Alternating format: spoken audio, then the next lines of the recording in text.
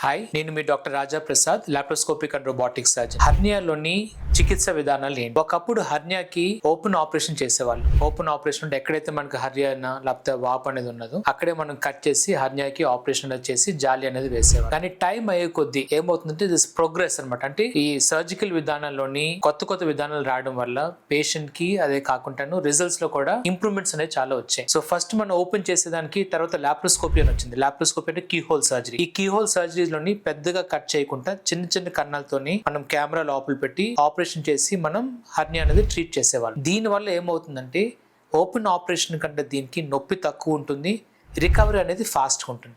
So మామూలుగా వారం 10 రోజులు 2 వారాలు నొప్పి ఉండే వాళ్ళకి 3-4 రోజుల్లోనే నొప్పి తక్కువ ఉంటుంది. వాళ్ళు పని చేసుకోవడానికి కూడా వీలవుతుంది. ఈ లాప్రోస్కోపీ ఆపరేషన్ విధానంలో కూడా ఇంకా ఇంప్రూవ్మెంట్స్ వచ్చాయి.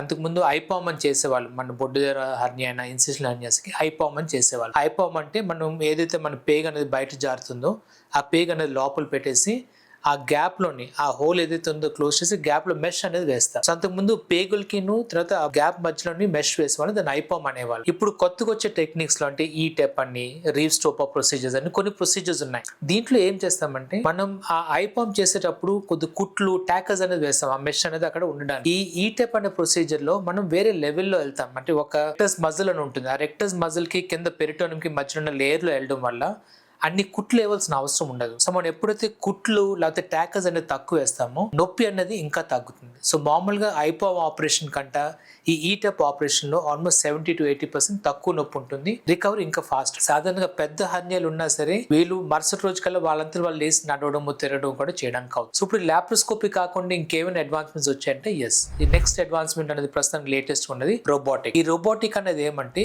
లాప్రోస్కోపీలోనే కెమెరా అది పెట్టి లోపల చూస్తాము, కాకపోతే ఆ ఆపరేట్ చేసే ఆర్మ్స్ ఏదైతే ఉంటాయో అది రోబోటిక్ ఆర్మ్స్ ఉంటాయి. దానివల్ల ప్రిసిషన్ అంటే మనం చిన్న గ్యాప్స్ లోని లేకపోతే ఫైన్ డిసెక్షన్ అనేది చేసేటప్పుడు రోబోటిక్ తోని ఇంకా బెటర్ ఆప్షన్స్ అనేది ఉంటుంది. సో ప్రస్తుతానికి మన లాప్రోస్కోపీ ఆపరేషన్ కన్నా రోబోటిక్ అనేది మెల్లగా పుంజుకుంటుంది.